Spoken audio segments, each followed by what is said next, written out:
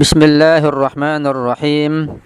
Assalamualaikum warahmatullahi wabarakatuh. Alhamdulillahi rabbil alamin.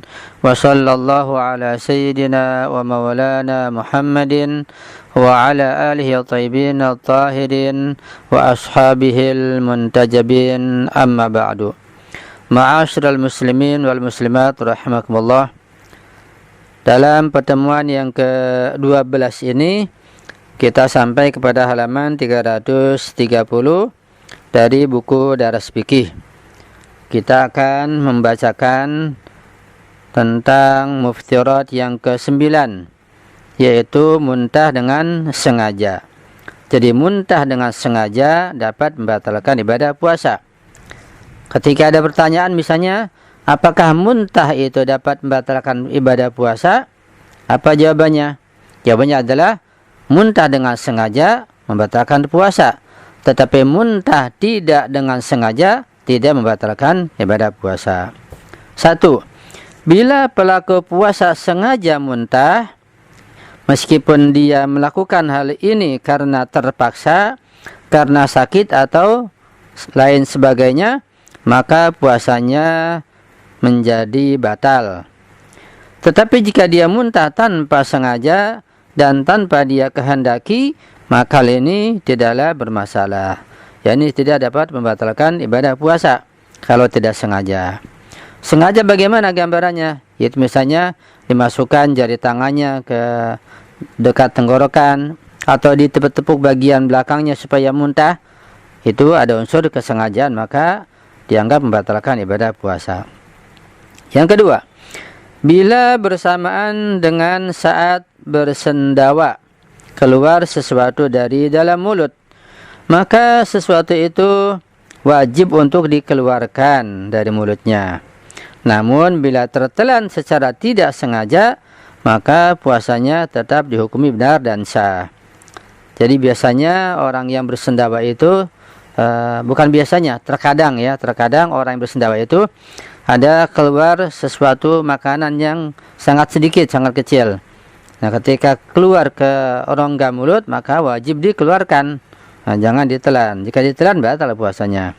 Cuma kalau tertelan tanpa sengaja, maka tidak sampai membatalkan ibadah puasa. Kalau keluar sengaja ditelan, maka batal puasanya. Kalau tidak sengaja yang tertelan, maka tidak sampai membatalkan ibadah puasanya. Kemudian beberapa poin berkenaan dengan hal-hal yang membatalkan ibadah puasa. Apabila pelaku puasa secara sengaja melakukan hal-hal yang membatalkan ibadah puasa, maka puasanya menjadi batal. Kecuali jika bukan karena kesengajaan. Apa contohnya yang tidak dengan sengaja? Seperti kakinya terpeleset sehingga jatuh ke dalam air, kemudian kepalanya tenggelam. Ini kan tidak sengaja, itu tidak batal. Contoh lainnya, memakan sesuatu karena lupa. Ya, makan nasi, makan kue, makan buah karena lupa. Kalau sedang puasa maka tidak batal. Atau sesuatu dituangkan dengan paksa ke dalam mulutnya. Ya, ada orang yang zalim, yang jahat, misalnya mulutnya dibuka oleh orang itu, dimasukkan air minum, maka tidak batal. Karena yang dimasukkan adalah orang lain, bukan dirinya. Dalam kasus ini tidak ada perbedaan antara puasa wajib, yaitu puasa bulan suci Ramadan, atau puasa qadha, puasa mustahab, puasa bulan Ramadan, atau puasa-puasa selainnya. Jadi sama semua hukumnya. Ya, pada kondisi tidak sengaja atau lupa, maka tidak membatalkan ibadah puasa. Kalau sengaja baru batal. Catatan, jika pelaku puasa membatalkan puasanya sendiri dengan paksaan dari selainnya, yakni dari orang lain yang memaksanya, dengan kata lain dipaksa untuk berbuka, untuk makan, untuk minum. Seperti misalnya dengan mengatakan kepadanya, jika kamu tidak makan atau tidak minum, maka aku akan mengambil harta atau nyawamu. Dan dia makan dengan menggunakan tangannya sendiri untuk menghindari bahaya tersebut, maka puasanya batal. Ya, karena dia melakukan pembatalan dengan makan minum dengan tangannya. Tapi kalau dipaksa dan dimasukkan makan minuman oleh tangan orang lain yang memaksa, maka tidak batal. Itu perbedaannya di situ. Apabila pelaku puasa secara tidak sengaja melakukan salah satu dari hal-hal yang membatalkan puasa, dan setelah itu karena menyangka puasanya telah batal, lalu untuk kedua kalinya dia melakukan salah satu hal-hal yang membatalkan puasa dengan sengaja, maka puasanya dianggap batal. Ya. Jadi jangan sampai ada dugaan seperti itu, ya, karena kurang memahami masalah fikih. Artinya kalau tidak sengaja ya tentu tidak batal. Kalau sengaja itu yang batal. Dan ini sesuatu yang sangat gamblang dan jelas. Ya. Cuma kalau ada seseorang mungkin baru belajar atau belum paham, dia tidak sengaja makan minum, ya, sedang puasa. Lalu dia menduga bahwa dia telah batal, artinya dia teruskan ya memakannya, maka pasti telah batal puasanya. Jika seseorang ragu telah melakukan hal-hal yang membatalkan puasa ataukah belum, misalnya apakah dia telah menelan debu tebal yang masuk ke dalam rongga mulutnya ataukah belum, atau apakah dia telah menelan air yang dia masukkan ke dalam mulut ataukah tidak, maka puasanya dihukumi benar dan sah. Ya. Jadi kondisi ragu, kondisi tidak yakin debu tebal masuk atau tidak, atau ketika misalnya berkumur-kumur untuk wudu, kemudian dikeluarkan tapi ragu ada yang masuk atau tidak, maka dianggap tidak masuk. Jadi puasanya tetap dianggap sah dan benar. Karena itu harus berhati-hati, jangan sampai perbuatan kita menimbulkan keraguan kita yang dapat mengurangi pahala ibadah berpuasa. Kita masuk pada halaman 332, daras yang ke-61, puasa bagian 5. Pokok bahasan tentang kafarah. Kafarah berbuka puasa secara sengaja pada bulan suci Ramadan. Pada puasa bulan suci Ramadan. A. Kewajiban kafarah dan hal-hal yang berkenaan dengannya.